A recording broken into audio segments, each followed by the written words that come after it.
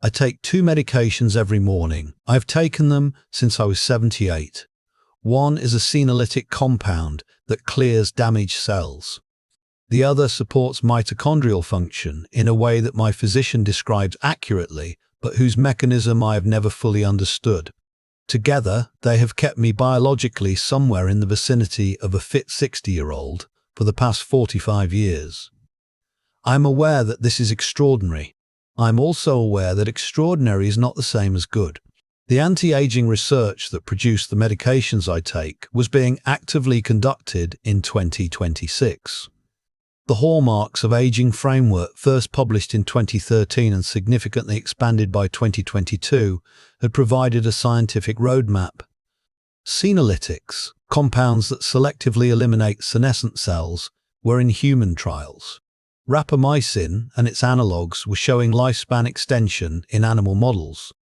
NAD+ precursor supplements were being sold over the counter to people who had read about the science and were willing to self-experiment. By 2026, the longevity industry was significant and partially legitimate. Legitimate in the sense that several interventions were showing real effects in properly designed trials.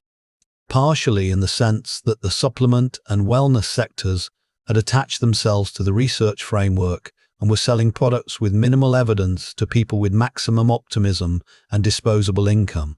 The science and the marketing occupied the same vocabulary with very different standards of evidence.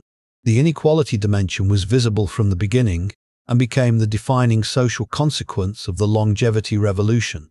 The medications I take have been available since approximately 2060 and are, by 2103, available in most healthcare systems in wealthy countries at subsidized cost. For the first 20 years of their availability, they were not. They were expensive, off-patent, but manufacturing constrained, available primarily to people with the wealth to access them and the healthcare providers to prescribe them competently.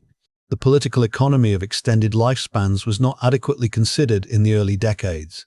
Pension systems designed around mortality tables that assumed death in the mid-80s were confronting populations that were living into their hundreds in significant numbers.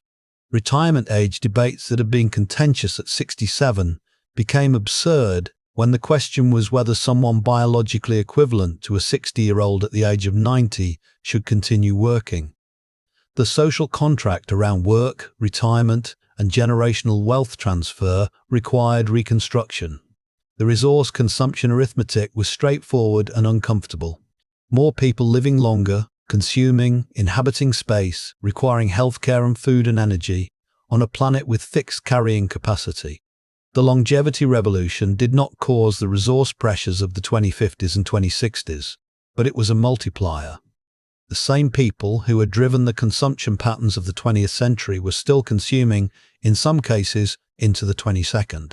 What I carry that I did not expect to carry is the accumulated weight of witness. I have watched my contemporaries die. I have watched institutions I worked within dissolve. I have watched my daughter become older than many people ever lived to be. I have watched my granddaughter born into a world I contributed to shaping, and I have had to sit with that clearly and without the mercy of forgetting that death would otherwise eventually provide. The research question that nobody was asking properly in 2026 was whether extended health span was the same as extended well-being. The science extended the healthy years. Whether those years were, for the people living them, experienced as good years, that question required different disciplines, different metrics, and different honesty about what a very long life actually contains. The answer is complex. It contains more of everything, more joy, more loss, more time to compound both. The question people in 2026 were asking about longevity was, how do I live longer? The question they should have been asking alongside it was, for what? I'm not being glib. I am being precise. A life that continues requires a reason to continue not once but repeatedly, and the reason changes as the decades accumulate. I have had several reasons. Some I found, some were given to me by my daughter, by my granddaughter, by the work I found myself still capable of doing when I had expected to be done. I do not know if I made the right choice to take the medication. I have made peace with not knowing. The alternative was to decline and die, which was what my body was preparing to do at 78. And I was not ready, and my daughter needed me to not be ready, and I had things I wanted to see. I have now seen them, and other things I did not want to see, and things I could not have imagined. That is what a very long life is. It is more.